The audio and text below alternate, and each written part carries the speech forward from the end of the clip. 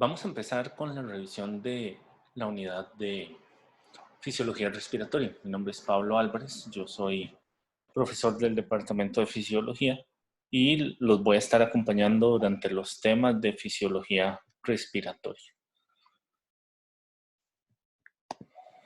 El objetivo general de esta primera clase es, basados en la anatomía del sistema respiratorio y en las propiedades de los gases, vamos a describir las principales funciones fisiológicas del sistema respiratorio.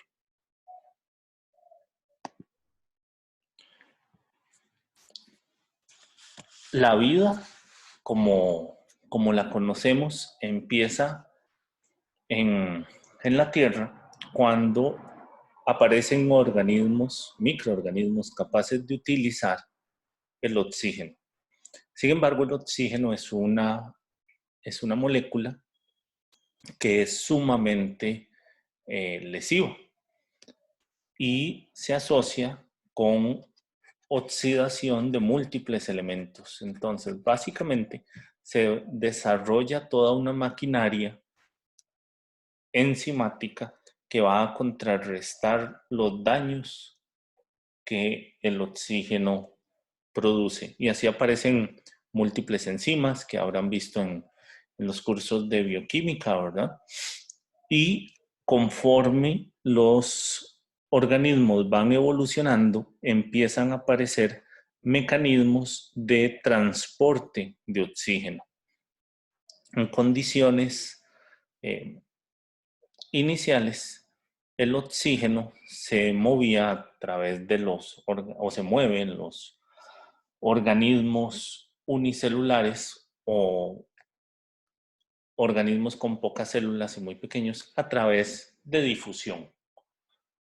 Con la difusión se pueden alcanzar concentraciones de oxígeno según las variables fisiológicas que se han observado, que se han estudiado en otras partes del curso. Sin embargo, en organismos multicelulares complejos como los mamíferos, y en este caso en los seres humanos, que es donde nos vamos a enfocar, resulta que los mecanismos usuales de difusión no son suficientes para asegurar un adecuado aporte de oxígeno a los diferentes tejidos. Por lo tanto, fueron desarrollándose a lo largo del proceso evolutivo una serie de formas de transporte de oxígeno, donde básicamente contamos con dos sistemas de convección. Uno en fase líquida, que ya vieron, que es básicamente el transporte de oxígeno por el sistema cardiovascular, que sin embargo vamos a analizar un poco en esta unidad también. Y el otro, que es con lo que vamos a empezar, es el transporte de oxígeno desde la atmósfera, como se ve acá, hasta la unidad de intercambio alveolo capilar, que es el sitio donde va a ocurrir difusión de gases, entrada del oxígeno atmosférico y eliminación del CO2, que es el producto de eliminación por parte del sistema respiratorio. Entonces, este sistema de convección externo, que es el sistema respiratorio, va a permitir la movilización del oxígeno desde el aire atmosférico hasta la sangre. Y en esto utiliza una serie de componentes, ¿verdad? Constituidos por unas vías de conducción, por una serie de estructuras musculares y óseas también y neurales que van a permitir la movilización del aire de acuerdo a ciertas variaciones en presiones. Los componentes del sistema respiratorio pues van a ser las vías de conducción, los centros neurales que están principalmente en el tallo cerebral a nivel del bulbo raquídeo y también a nivel de los nervios cervicales altos que forman el nervio frénico, el cual va a inervar el diafragma, que es el principal músculo de la respiración. Y también los músculos intercostales, músculos escalenos, el músculo esternocleidomastoideo o los trapecios, que en ciertas situaciones se pueden comportar como músculos accesorios de la respiración. El oxígeno va a viajar en la sangre, ¿verdad? Dentro o asociado a moléculas de hemoglobina, lo cual permite una capacidad de transporte aumentada en el sistema cardiovascular. Y con el bombeo de sangre a través del corazón por los distintos tejidos, se va a permitir o se va a favorecer el intercambio gaseoso entre las células y el sistema cardiovascular. Entonces, por cuestión de semántica, vamos a aclarar esto. Tenemos dos términos. Uno se refiere a la respiración externa, que ese es el cambio o el intercambio de oxígeno y de CO2 entre la atmósfera y la mitocondria. Y una respiración interna, que es el consumo mitocondrial de compuestos carbonados que forman el CO2 como producto de desecho. Hay varios eventos históricos, ¿verdad? Tan antiguos, ¿verdad? Como algunas historias en, en libros, ¿verdad? En libros sagrados de diferentes culturas.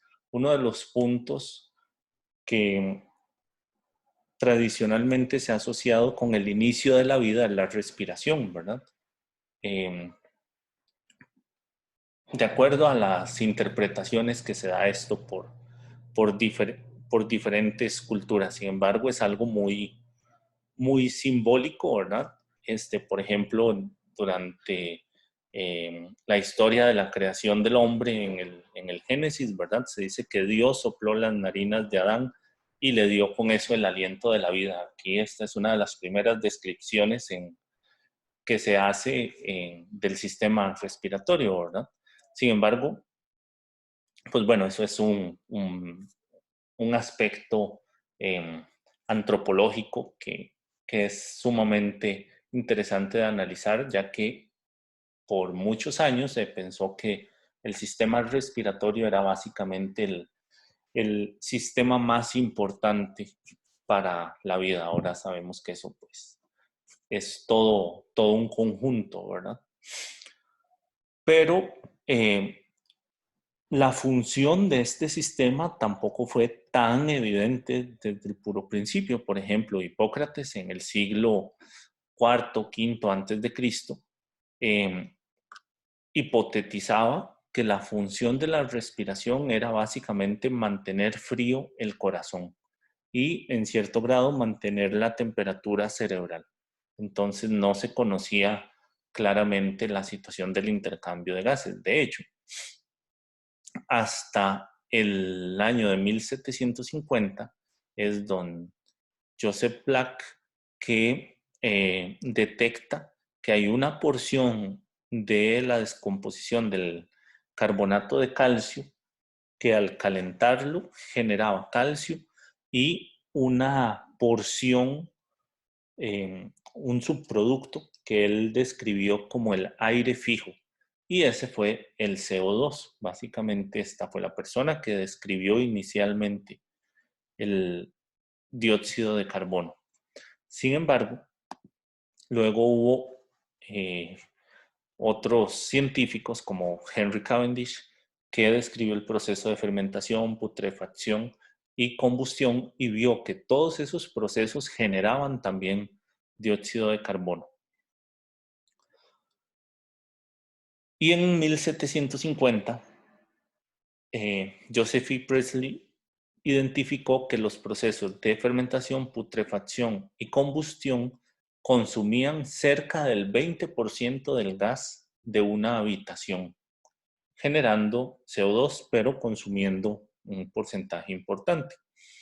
Posteriormente, Antoine Lavoisier describió que el aire atmosférico estaba constituido principalmente por nitrógeno y oxígeno. Hay otros componentes, ¿verdad? En menor cantidad, pero él describió estos como los principales y vio que el oxígeno era el 20%, que posteriormente, atando cabos, ¿verdad? Se dio cuenta que era el porcentaje que disminuía en los procesos previamente descritos.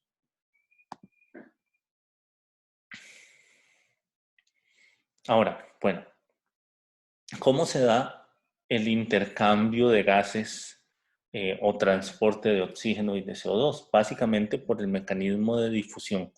Y la difusión es regida por la ley de Fick, ¿verdad? Donde se dice que el flujo de una sustancia, en este caso vamos a hablar de gases, va a ser proporcional a la diferencia de concentración entre dos sitios para esa sustancia.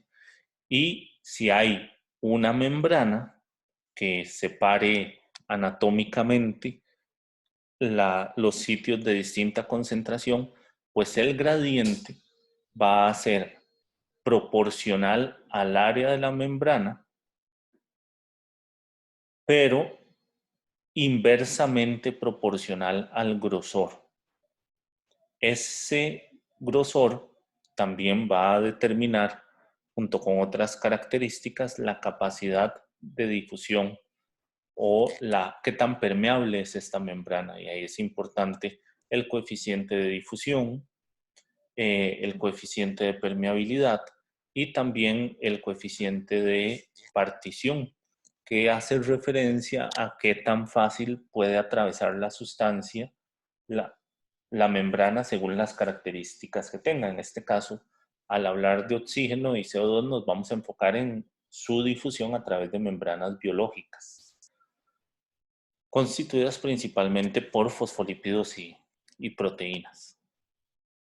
Entonces, vemos que en estos modelos que están acá ejemplificando cómo se comporta la difusión en un organismo unicelular donde no hay un sistema de convección. Vamos a tener que la concentración de oxígeno va a disminuir según un gradiente y en los puntos de mayor resistencia hay una mayor disminución de ese gradiente que van a ser en las membranas. Así el oxígeno va a llegar en un organismo unicelular, a la mitocondria y en la mitocondria se produce CO2 que luego sale, ¿verdad?, del organismo y va a difundir hacia el medio. En un organismo multicelular con un corazón de 4 cámaras, como es el caso de los seres humanos, vamos a tener un gradiente de difusión de oxígeno que va a estar modulado por la convección del oxígeno desde la atmósfera hasta la mitocondria, pasando por el sistema de convección interno que mencionamos previamente, ¿verdad?, que es el sistema cardiovascular. Esto va a generar un gradiente o va a permitir que el gradiente de concentración del oxígeno se vea disminuido a lo largo de cada una de las etapas y más adelante vamos a ver cómo es que esto ocurre. Primero tenemos que tener claro que el aire no está formado solamente por oxígeno. De hecho, como les mencionaba previamente, el aire seco a nivel atmosférico está constituido por un 78% de nitrógeno, un 20% de oxígeno, un 0.03% de CO2 y otros gases en menor concentración como argón. En este caso estamos hablando de aire seco. Pero resulta que la presión parcial de esos gases va a estar modulada en condiciones normales o afectada por el porcentaje de agua en el aire, que a nivel del mar es de aproximadamente 47 milímetros de mercurio. Por lo tanto, cerca de un 6% del aire a nivel del mar, ¿verdad? O del aire atmosférico, es agua. Sin embargo, eso va a hacer que las presiones parciales de cada uno de los gases se vea disminuida. Por ejemplo, en el aire seco la presión parcial de oxígeno es de 159 milímetros de mercurio, mientras que en el aire húmedo, vean que disminuye más o menos un 1.3% el porcentaje de oxígeno en el aire, anda en 19.6, y eso corresponde a 149 milímetros de mercurio. ¿Cómo se hace esto? Bueno, nosotros hacemos cálculos para aire húmedo, ya que en condiciones normales pues no estamos expuestos a aire seco, pero utilizamos el 21% por facilidad. Igual que sabemos que hay una pequeña variación, pero es el valor que se tiende a utilizar al estudiar la fisiología respiratoria. Entonces, básicamente, la presión del oxígeno va a ser la fracción inspirada de oxígeno que una persona que no tiene soporte ventilatorio de ningún tipo ni oxígeno adicional es un 21%, multiplicado por la diferencia de la presión barométrica menos la presión de aire. Entonces ahí estamos hablando de 760 para el nivel del mar menos 47 milímetros de mercurio. Por lo tanto, la presión parcial de oxígeno en el aire atmosférico es de 149 milímetros de mercurio. Es simplemente realizar ese cálculo. Para el CO2, eh, la fracción en el aire, la fracción inspirada en el aire atmosférico es de 0.03%. Entonces, normalmente vamos a estar inspirando un 0.21 milímetros de mercurio de CO2, que en realidad es una cantidad bastante pequeña. Otro punto muy importante a la hora de estudiar gases es que hay una serie de leyes físico-químicas que describen su comportamiento, nombradas según las personas que las describieron. Entonces, por ejemplo, tenemos la ley de Charles, donde se dice que el volumen de un gas es proporcional a una constante por la temperatura. Quiere decir que entre mayor temperatura, mayor volumen en ese gas. Otra ley que es importante es la ley de Lusak, donde se dice que la presión de un gas es proporcional a la temperatura también. O sea, no solo el volumen, también la presión. Entonces, esta descripción refleja que al aumentar la temperatura de un gas, también aumenta su presión. Luego tenemos la ley de Boyle. La ley de Boyle dice que la presión por el volumen es igual a una constante. Y otra de las leyes importantes es la ley de Avogadro, donde se dice que el volumen de un gas es proporcional a una constante por el número de Avogadro, que es 6022 por 10 a la 23. Bueno, resulta que uniendo todas las leyes de los gases se forma esta ecuación, donde se dice que la presión y el volumen son proporcionales a el número de moles, la cantidad de moles del gas que estamos estudiando, y la temperatura por una constante.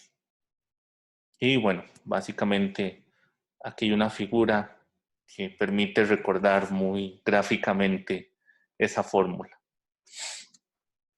Resulta que si yo aplico esa fórmula, ¿verdad? La presión que utilizo se da en atmósferas, el volumen se da en litros, el N es la cantidad del gas en moles y la temperatura en Kelvin. Entonces, hay una constante que se conoce como la constante universal de los gases ideales, que es 0.0821 atmósferas por litro entre mol por Kelvin.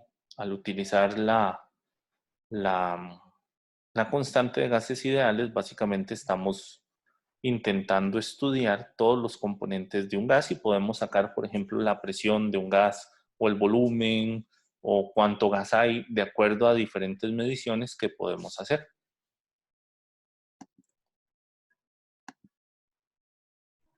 Otra ley que es importante al estudiar los gases es la ley de Dalton.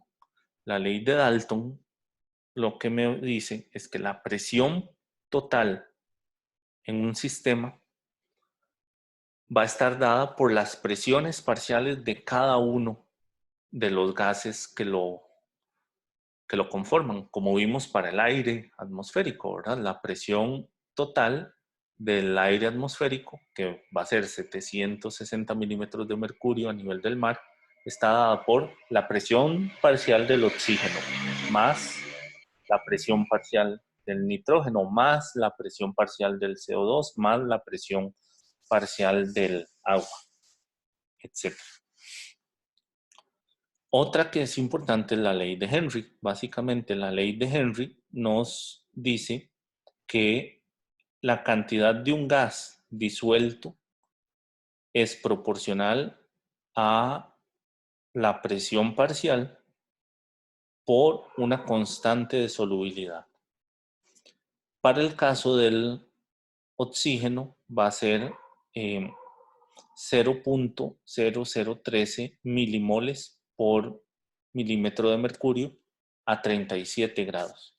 Eso quiere decir que cuando tenemos oxígeno a 100%, la cantidad de oxígeno disuelto va a ser esta constante que vimos, 0.0013 por 100, lo cual nos da 0.13 milimoles. Esa es la cantidad de oxígeno disuelto según el volumen que queramos ver. Si la presión parcial es de 40, sería 0.052, menos de la mitad. Y estos valores de 100 y de 40 están presentes en el sistema cardiovascular y respiratorio, ¿verdad? En el extremo arterial tenemos una presión parcial de oxígeno de 100 milímetros de mercurio. Quiere decir que el oxígeno disuelto en la sangre arterial es de 0.13 milimoles por cc. Y 40 es la presión parcial de oxígeno en el extremo venoso del sistema cardiovascular, o sea, antes de que entre a los capilares pulmonares. Por lo tanto, tenemos ahí una concentración de 0.052. La diferencia de estos dos valores me da el gradiente arteriovenoso de oxígeno, o sea, la cantidad de, o la diferencia de oxígeno disuelto entre la sangre arterial y la sangre venosa. Y bueno, ¿por qué es importante esto? Porque el flujo de oxígeno es directamente proporcional a este gradiente, ¿verdad? Entonces, si el gradiente se mantiene, vamos a favorecer o se favorece por mecanismos electromotrices la difusión de oxígeno desde el extremo de más concentración al de menos.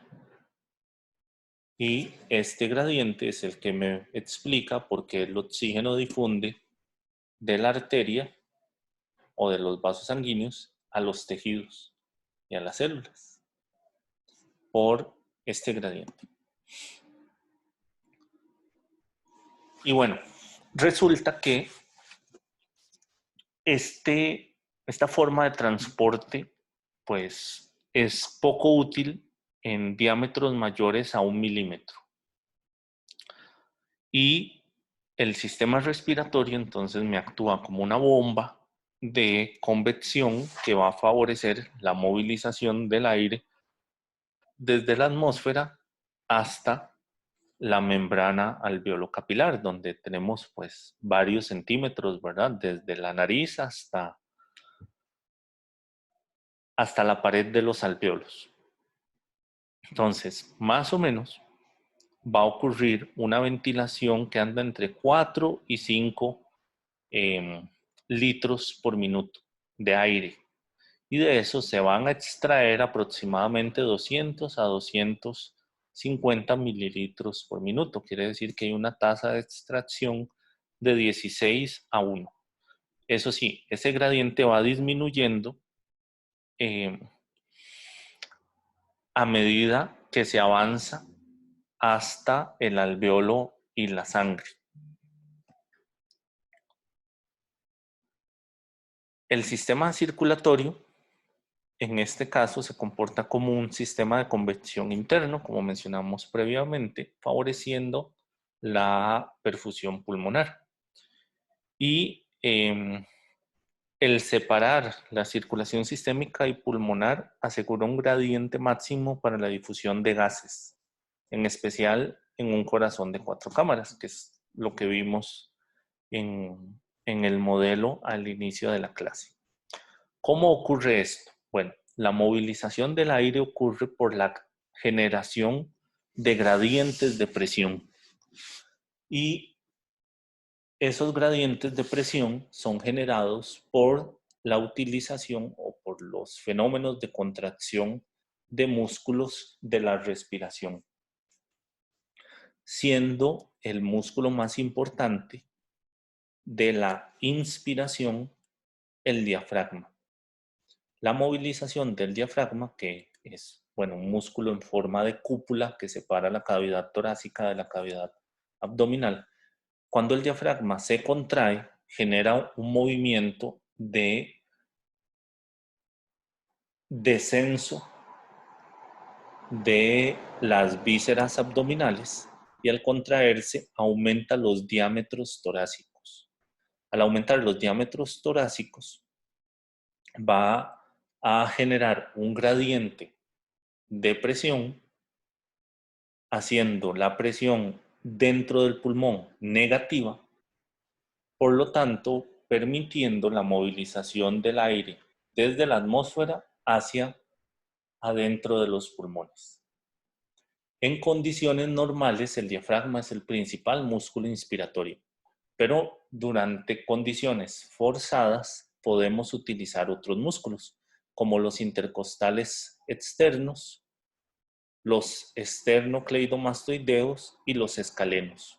Todos estos músculos me van a aumentar el diámetro antero-posterior y el diámetro cefalocaudal de la cavidad torácica. Hay algunos otros músculos que se activan también durante inspiraciones forzadas, como pueden ser músculos de los músculos alares que abren las fosas nasales o algunos músculos de la vía aérea superior.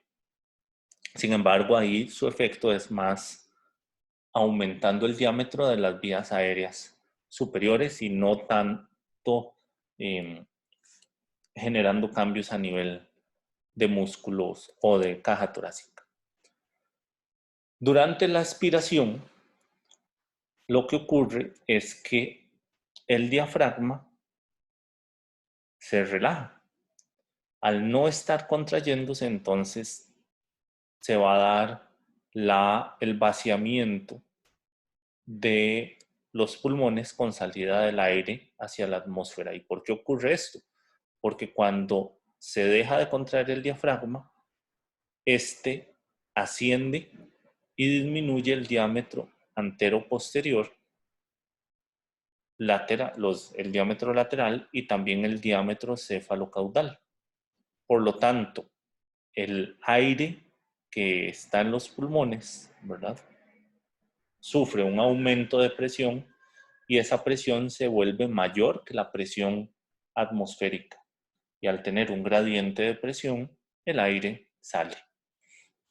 En condiciones de expiración forzada, se pueden activar otros músculos accesorios, como es el caso de los intercostales internos, los músculos abdominales, rectos, oblicuos externos, oblicuo interno y el transverso abdominal, los cuales permiten un vaciamiento mayor de la cavidad torácica.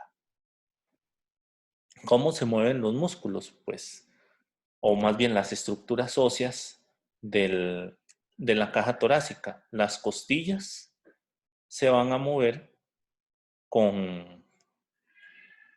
durante la inspiración, recordando un movimiento similar al de la agarradera de un barril o de una cubeta, ¿verdad? Entonces ese movimiento ascendente permite que ocurra aumento de los diámetros torácicos y el esternón particularmente va a moverse como un martillo de agua, como una bomba manual de agua, y en ese movimiento va a aumentar el diámetro anteroposterior del tórax.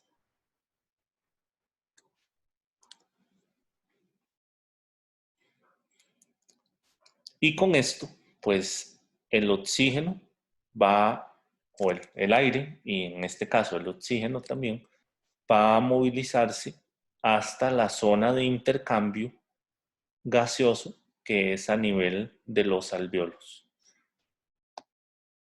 En esta zona va a ocurrir difusión, ahora sí, donde el oxígeno va a atravesar algunas membranas, como vamos a ver ahora, va a entrar a la sangre, un pequeño porcentaje difunde según la solubilidad que mencionamos previamente, pero la mayoría del oxígeno va a viajar unido a la hemoglobina, que eso lo vamos a analizar en la clase de transporte de gases. Entonces, bueno, ¿cuáles son los componentes de este sistema respiratorio? Dijimos, tenemos una bomba que va a generar o se comporta como un sistema de convección externo, ¿verdad? Tenemos un mecanismo de transporte del oxígeno en la sangre que es mediado por la hemoglobina. De hecho, la hemoglobina transporta 65 veces más oxígeno que el oxígeno que tenemos disuelto. Quiere decir que la capacidad de transporte se ve aumentada 65 veces en comparación a la presencia de hemoglobina versus si esta no estuviera. Tenemos también una superficie de intercambio gaseoso y un sistema circulatorio. Y vamos a ir viendo a lo largo de la unidad que hay mecanismos de regulación local de la distribución de la ventilación y de la perfusión de los pulmones y mecanismos de regulación central de la ventilación, mediados por el sistema nervioso que van a modular los diferentes determinantes de la respiración, como su frecuencia, como su profundidad, como su ritmicidad y algunas otras características.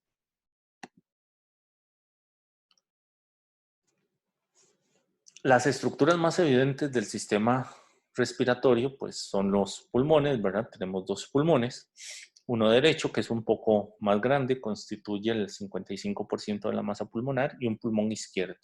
Sin embargo, los pulmones vienen dados por una serie de ramificaciones donde las vías aéreas se van bifurcando hasta tener 23 generaciones de vías aéreas. Y es lo que vemos acá. vamos a tener la tráquea, tenemos dos bronquios principales, ¿verdad? El bronquio principal derecho, el bronquio principal izquierdo, y de ahí continúan múltiples ramificaciones donde de la 1 hasta la 10 vamos a conocerlos como bronquios, y esta denominación viene dada por las características histológicas donde tienen un cartílago que da soporte y forma a estas estructuras. A partir de la 11ª generación, de la 11ª división dicotómica, los vamos a conocer hasta la división 19 como bronquiolos. Los bronquiolos, hay algunos, de hecho hasta la generación 16, donde no ocurre nada de intercambio. Entonces eso se les conoce como bronquiolos. A la última generación, que es la 16, bronquiolos terminales. Y a partir de la generación 17 vamos a tener que hay algunos bronquiolos que tienen alveolos. Los alveolos son la zona donde ya ocurre el intercambio de gases. Estos bronquiolos se les llama bronquiolos respiratorios. A partir de la generación 20 tengo una serie de ductos donde ya ahora sí son muy frecuentes los alveolos, hasta llegar a la generación 23 que se conocen como sacos alveolares. Los alveolos son estas estructuras que ven acá. Y los alveolos pueden estar comunicados entre sí por unas estructuras que se llaman poros de Kohn, donde hay, por así decirlo, estructuras que recuerdan como una ventana, ¿verdad? Sin un vidrio, una ventana abierta, que permite el paso también de aire de un alveolo a otro. Y es en la zona 23 donde va a ocurrir la mayoría del intercambio gaseoso. En las anteriores, a partir de la 17 en adelante, ya tenemos alveolos, entonces hay intercambio, pero el mayor porcentaje ocurre en las últimas generaciones. Un punto importante es que el oxígeno debe pasar varias capas. El aire alveolar va a estar separado de la sangre por varias estructuras. Una es el epitelio alveolar, que está constituido por unas células que se llaman neumocitos. Hay de dos tipos, los tipo 1 y los tipo 2. Los más abundantes son los tipo 1, que son más del 95% de los neumocitos. Esas células tienen una membrana, tienen un citoplasma, tienen la otra membrana. Se van a comunicar con un espacio intersticial muy pequeño donde hay una membrana basal, y posteriormente vamos a tener células endoteliales que van a formar los vasos sanguíneos pulmonares, por los cuales va viajando sangre y glóbulos rojos y los diferentes componentes sanguíneos. Con esto, entonces, vemos que la distancia que el oxígeno difunde prácticamente son dos células y una membrana basal, con una cantidad de intersticio muy pequeño. Es una distancia donde la difusión pues constituye un mecanismo eficiente de transporte gaseoso. La zona de intercambio, eso sí, empieza, como mencionamos, en la zona 17, donde están los ductos alveolares a partir de la 20 a la 22, y los sacos alveolares, que son la 23. La unidad respiratoria terminal se conoce como el lobulillo primario y está formada por las vías aéreas terminales, por vasos sanguíneos y, bueno, también es importante mencionar vasos linfáticos en el intersticio pulmonar. Una ventaja de esta configuración pulmonar es que ocurre una amplificación del área para la difusión. Habíamos visto que el flujo es proporcional al gradiente de presión, pero también proporcional al área. Entonces, al haber mayor área, hay mayor intercambio. Y en los seres humanos, esta amplificación del área permite una difusión 3 veces más rápido de lo que sería prácticamente necesario. De hecho, eso es lo que nos permite en situaciones como el ejercicio, como la altura o como el envejecimiento, que no se afecte tanto el intercambio gaseoso a pesar de algunas alteraciones que podemos ver en estas situaciones. Por ejemplo, en el ejercicio, la sangre pasa más rápido por la zona de intercambio al haber aumento de gasto cardíaco. Sin embargo, como la mayoría del intercambio se da en la primera parte de la zona de intercambio, si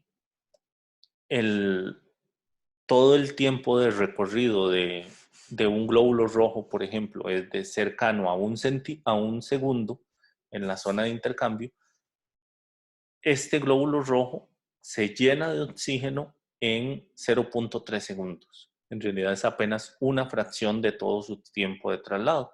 Entonces, si pasa por ahí más rápido, igual hay tiempo para que se llene completamente de oxígeno. También eso es útil en altura, donde lo que disminuye es la presión parcial de oxígeno. Por lo tanto, hay menos gradiente. Entonces, bueno, menos gradiente, pero con un tiempo más de el que se podría considerar necesario o un tiempo redundante, pues tiene esta ventaja. Y en el envejecimiento, donde por diferentes cambios en el parénquima pulmonar tenemos menos zona de intercambio gaseoso. Otra ventaja o otro punto importante que hay que tener en cuenta es que el intercambio gaseoso ocurre en las vías aéreas alveolares. Todas las vías aéreas de la tráquea hasta la generación 16 se conoce como vía aérea de conducción. Por ahí el aire pasa a mayor velocidad, pero va disminuyendo paulatinamente y al llegar a la zona de intercambio, por tener un área fraccional muchísimo mayor, de hecho de cerca de 500 centímetros cuadrados, eso permite que el aire pase, llegue más lento y se dé el intercambio gaseoso de forma más eficiente. Y bueno, ahí vemos una representación de cómo se ven en un modelo de plástico, ¿verdad? De cómo se ven algunas de estas ramificaciones. Obviamente no son todas, son solo algunas, ¿verdad? El pulmón está formado por muchísimas más que las que vemos aquí a nivel terminal. Y si comparamos, por ejemplo, el área seccional de la tráquea, que en la tráquea de un adulto, un varón es cerca de 2.5 centímetros cuadrados, más o menos de medio a 1 centímetro menos en las mujeres, vemos que el área transversal incluso disminuye hasta la cuarta generación, pero a partir de ahí tenemos un aumento.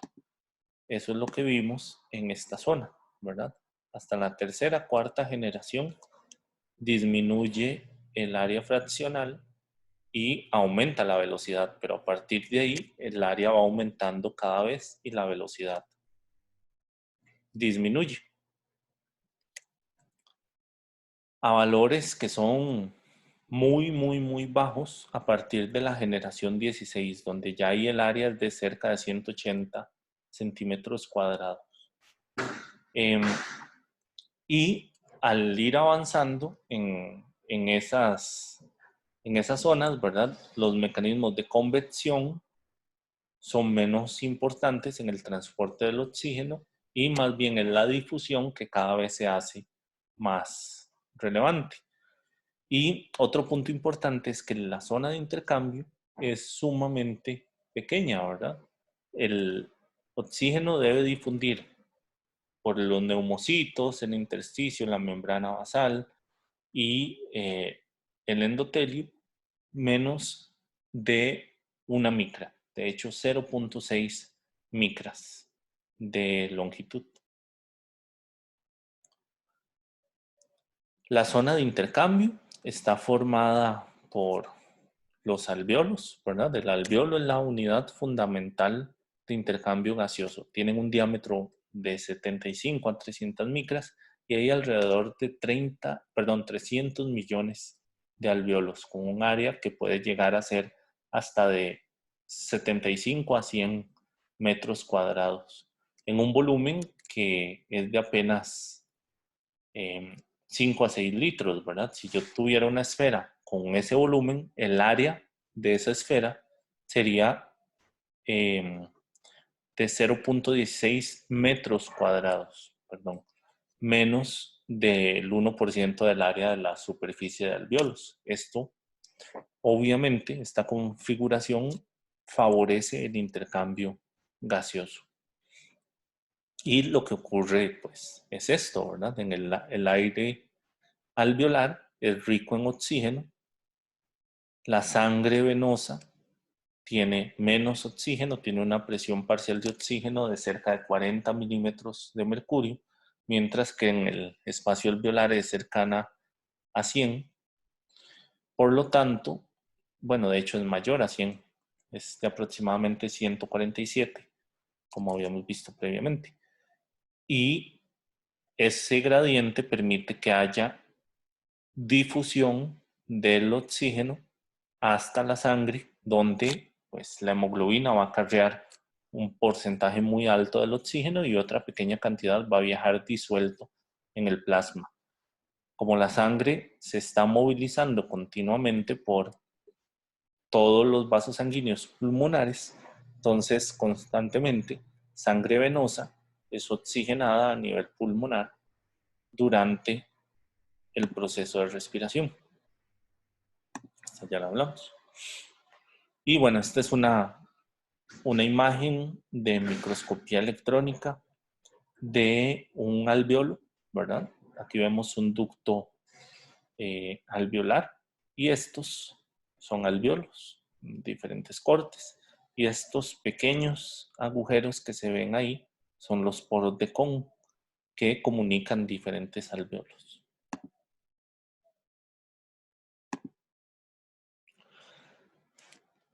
A nivel del epitelio alveolar dijimos que había dos tipos de células, los neumocitos tipo 1 y los neumocitos tipo 2. Los neumocitos tipo 1 son células delgadas, alargadas, cubren 90 al 95% de la superficie de los alvéolos y son la ruta más corta para la difusión.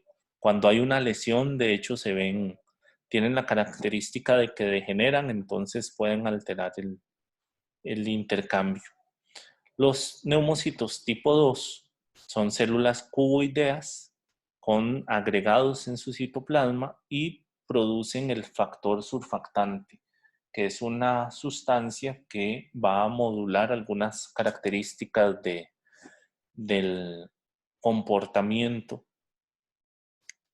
de los alvéolos. Y son las células que están implicadas en reparación de ante los procesos inflamatorios o infecciosos pulmonares. También es importante tomar en cuenta pues las pleuras, ¿verdad? El pulmón, como vieron en sus cursos de anatomía, pues están cubiertos por una pleura visceral Y contamos cubriendo la pared torácica y el diafragma y el mediastino con una pleura parietal, que de hecho la pleura parietal es la que contiene los vasos sanguíneos y produce el líquido pleural, que es de aproximadamente 10 a 15 mililitros de líquido, que es producto de un ultrafiltrado del plasma.